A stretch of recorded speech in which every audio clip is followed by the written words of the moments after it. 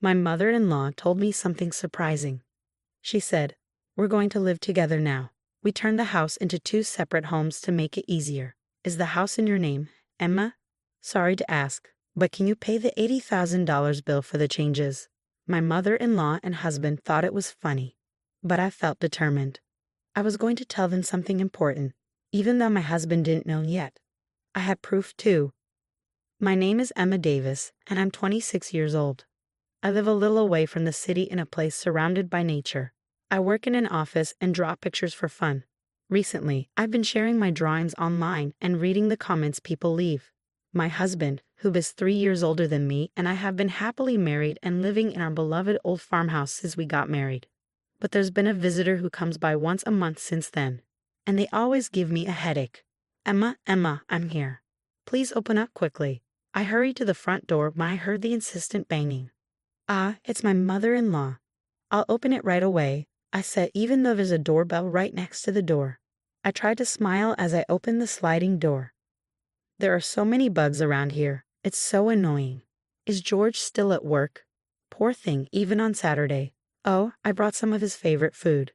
I saw a tired-looking woman holding a big bag waiting at the door. As she chattered on, I tried to keep up my fake smile. This visitor, who comes once a month, is none other than my husband's mother, my mother-in-law. Since my husband is an only child, she feels it's her duty to look after him even after we got married.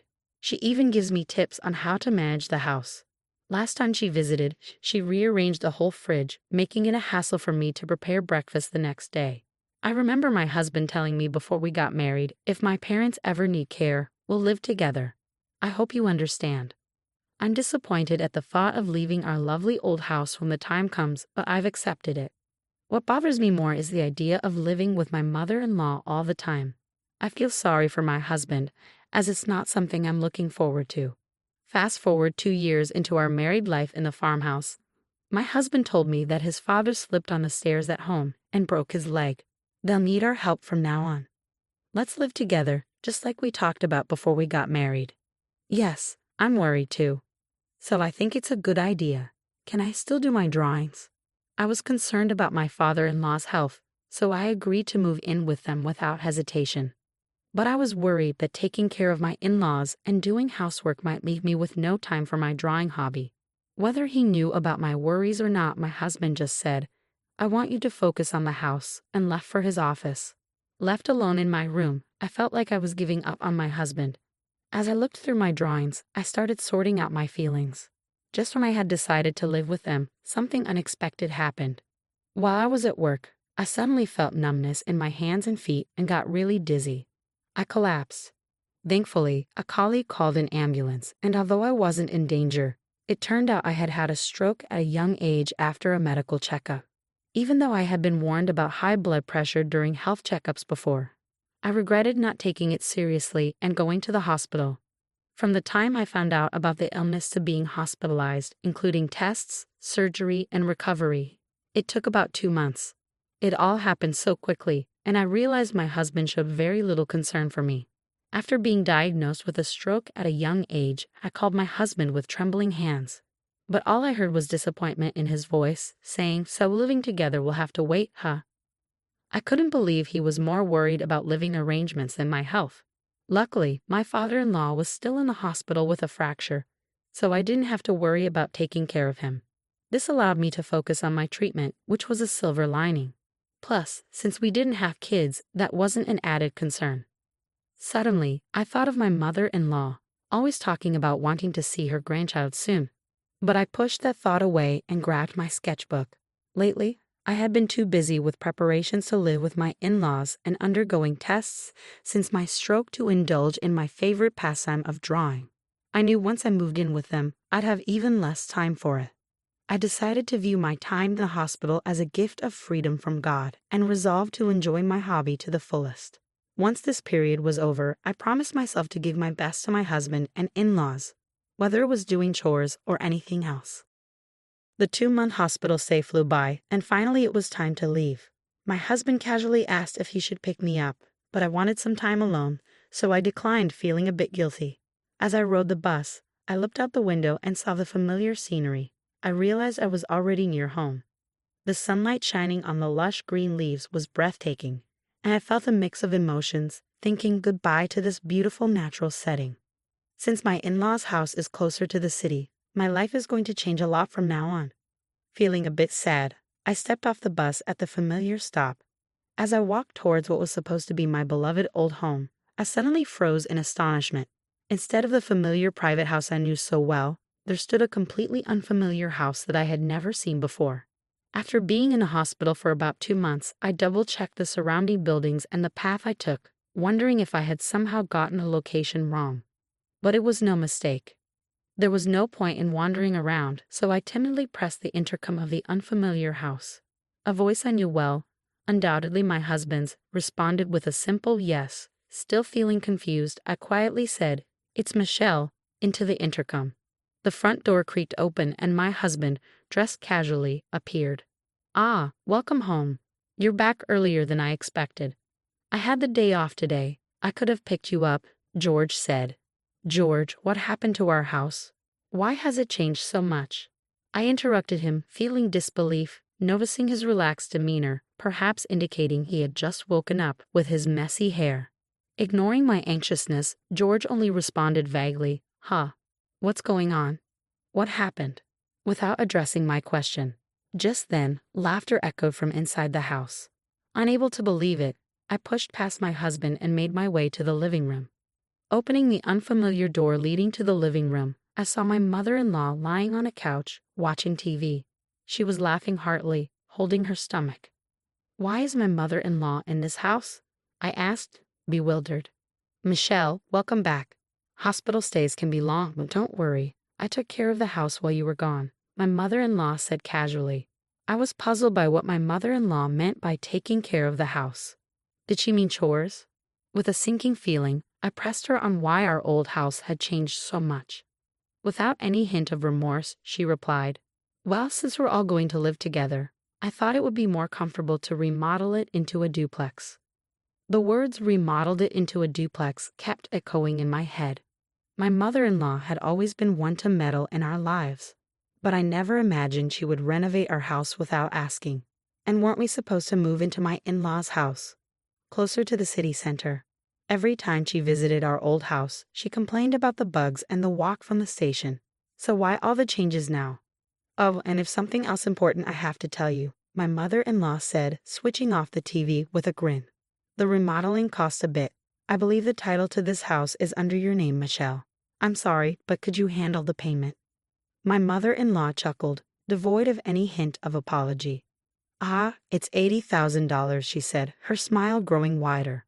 "That's the cost of remodeling, and the title to this house comes with it, Michelle. $80,000. Her unexpected words hit me like a punch to the head, and my legs started shaking. I couldn't even find the words to respond. As I stared at my mother-in-law, stunned and laughing without a care, my husband appeared at the entrance and slipped into the living room. Seeing him, I instinctively moved towards him, holding on to a faint hope that he would support me. I repeated to my husband exactly what my mother-in-law had said, desperately awaiting his reaction, but all I got from him was a cold reply. "Well, that sounds about right. You'll handle it, won't you?" That's just who he is. When I had a stroke, he cared more about our living arrangements than my health.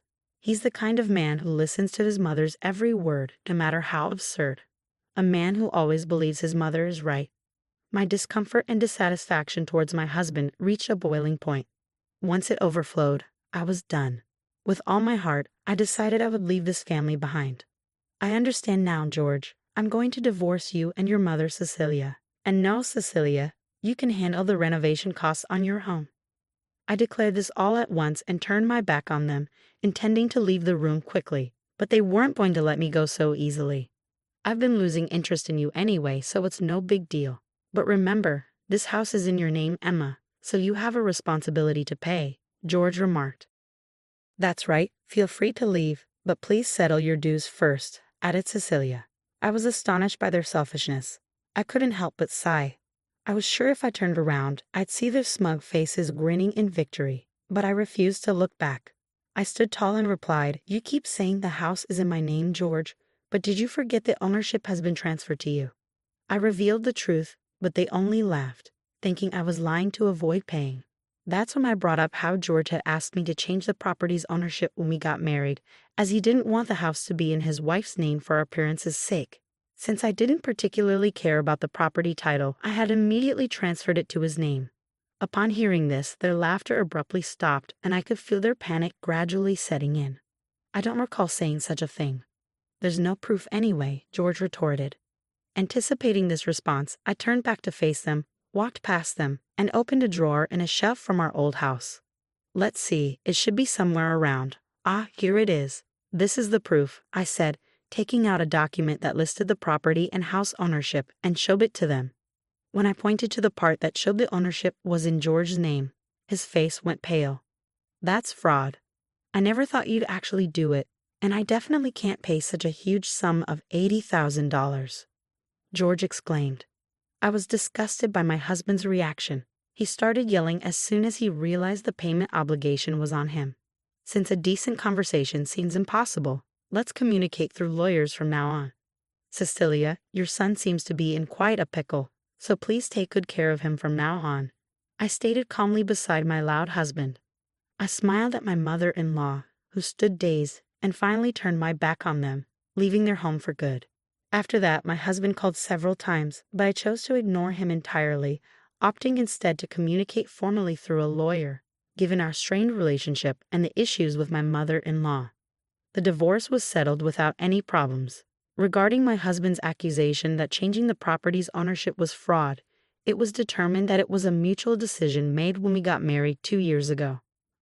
My lawyer reassured me with a smile that this was neither fraud nor anything illegal.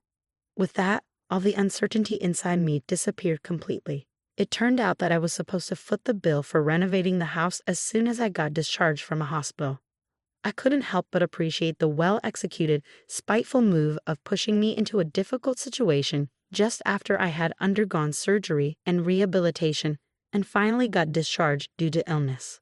In the end, since the house was in my husband's name, it was his responsibility to pay the hefty renovation costs, and he ended up cornering himself. Moreover, I was able to secure alimony after the divorce was finalized. My husband, faced with a claim for an amount he couldn't possibly pay off, either borrowed money from risky sources or didn't pay at all. While I was in the midst of the legal battle with my husband and mother-in-law, I received an apology from my father-in-law, Bob, who had been hospitalized with a broken leg, saying, "I'm sorry for my wife and son's behavior." Of course, it didn't seem that Bob was directly involved in this matter, but it couldn't be denied that for 2 years after our marriage, he had turned a blind eye to his wife and my indifferent husband. After briefly replying to Bob's message, I made the decision to cut all ties with my old family and start afresh. Since then, my health has been gradually improving, and I was able to return to work.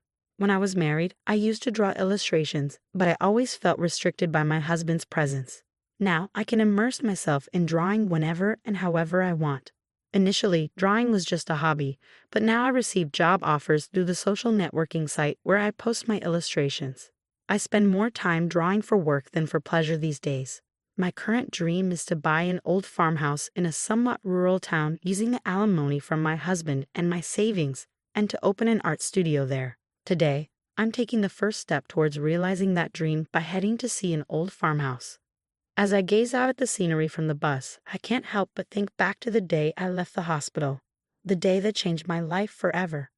The natural scenery outside remains the same as it was that day, but my feelings are clearer now, and I'm filled with excitement for the new life that awaits me. The leaves on the trees, illuminated by the sunlight, look so bright and dazzling.